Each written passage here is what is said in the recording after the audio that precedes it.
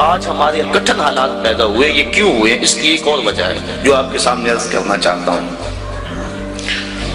امام خبیری نے اس روایت کو نقل کیا، حضور فرمایا سیاتی زمان علی امتی یفرون من العلماء والفقہاء فیبتلیہم بثلاث، میری امت پہ ایک وقت آئے گا کہ لوگ علماء اور فقہاء کی صحبت سے دور بھاگنا شروع ہو جائیں گے۔ فیبتلیہم بثلاث، تو اللہ تعالیٰ ان کو 3 طرح سے آزمائے گا۔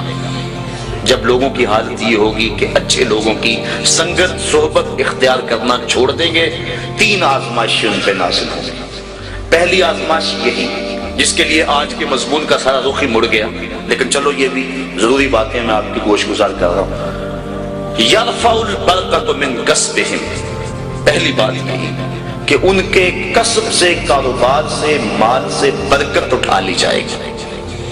پہلی نحوست علماء کی صحبت سے دور بھاگنے کی وجہ سے ان کو جو ملے گی۔ دوسری نحوست، ان کے اوپر ظالم حکمران مسلط کر دیے جائیں گے۔ اور تیسری نحوست اور بڑی خطرناک، وَيَخْرُجُونَ مِنَ الدُّنْيَا بِغَيْرِ الْإِيمَانِ، اور دنیا سے بغیر ایمان کے اٹھ جانے کا اندیشہ ہو۔ اور آج دیکھ لیں، یہ بات بھی درست ہے کہ آج وہ علماء کم ہیں جن علماء کی صحبت میں بیٹھ کے اللہ کا قرب ملتا ہے۔ میں جوہر آباد میں گفتگو کر رہا تھا تو وہ بات کو گفتگو تھی، تو ایک وکیل صاحب کہنے لگے کہ آپ جو بات کر رہے ہیں ہم اس بات کو تسلیم کر رہے ہیں، لیکن ان علماء کو کہاں سے ڈھونڈیں جن کی صحبت غنیمت ہوتی ہے اور جن کے دم سے انسان کو اللہ کا قرب ملتا ہے؟ آج تو گداگر اور دکاندار ہمیں مل رہے ہیں۔ تو میں انہیں اسے 2 لفظی جواب دیا، میں نے کہا تمہیں پتا ہے مٹھائی کس دکان سے اچھی ملتی ہے؟ کپڑا کس دکان سے اچھا ملتا ہے؟ سارا شہر چھوڑ کے وہاں جاتے ہو کہ نہیں؟ یہی نہیں پتا کہ دین اچھا کہاں سے ملتا ہے؟ حضور کی امت کی خصوصیات میں سے ایک خصوصیت یہ ہے کہ قیامت تک اس امت میں اہل حق موجود رہیں گے۔ حضور کی امت کی جو خصوصیات ہیں ان میں سے ایک خصوصیت یہ ہے، قیامت تک اس امت میں اہل حق موجود رہیں گے، گو تھوڑے رہ جائیں گے۔ لیکن چونکہ ہم شیطان کے پھندے میں آ جاتے ہیں، اور کبھی ایسا نہیں ہوا کہ ایک دکاندار سے دھوکہ کھا لیں اور پھر دوبارہ کہیں کہ ہم کپڑے پہنتے ہی نہیں، ایک ہوٹل سے دھوکہ کھا لیں تو کہہ لیں ہم کھانا کھاتے ہی نہیں۔ یہ سارے فراڈی ہوتے ہیں۔ ایک دکاندار سے دھوکہ کھائیں گے، دوسرے کے پاس جائیں گے، دوسرے سے دھوکہ کھائیں گے، تیسرے کے پاس جائیں گے۔ لیکن یہاں کیا ہوتا ہے کہ ہم کسی ایسے شخص کے پاس چلے جاتے ہیں جو دین کے نام پہ کاروبار کر رہا ہوتا ہے، اور پھر جب اس سے ہم ڈسے جاتے ہیں ہم سارے طبقے سے برزن ہو جاتے ہیں۔ شاید ہم دین کو اتنی ضرورت نہیں سمجھتے جتنی کپڑے کو سمجھتے ہیں، جتنی کھانے کو سمجھتے ہیں۔ 100 جگہ سے بھی دھوکہ کھائیں، ہم سمجھتے ہیں کپڑا تو پہننا ہے، کوئی اور دکان تلاش کر لو۔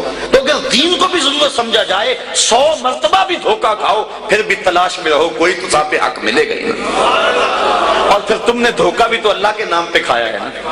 حضرت عمر فاروق رضی اللہ تعالیٰ عنہ جو غلام لمبی نمازیں پڑھتا تھا اس کو آزاد کر دیتے تھے کہ یہ لمبی نمازیں پڑھ رہا ہے۔ غلاموں کو پتہ چل گیا، جو ان کی ملک میں غلام آتے وہ لمبی لمبی نمازیں ان کے سامنے پڑھتے اور آپ ان کو آزاد کر دیتے۔ کسی نے کہا کہ تم نہیں جانتے کہ یہ دکھاوے کی نمازیں پڑھتے ہیں، یہ تمہیں دھوکہ دیتے ہیں۔ حضرت عمر فاروق نے فرمایا اللہ کے نام پہ دیتے ہیں نا، میں 100 بار یہ دھوکہ کھانے کے لیے تیار ہوں۔ تو اگر وہ لوگ جو چائے کی پیالی پہ دین بیچتے ہیں، وہ لوگ بھی منبر و محراب پہ براجمان ہیں، وہ بھی لوگ تو موجود ہیں جو تاج شاہی کو ٹھوکر بھی نہیں مارتے۔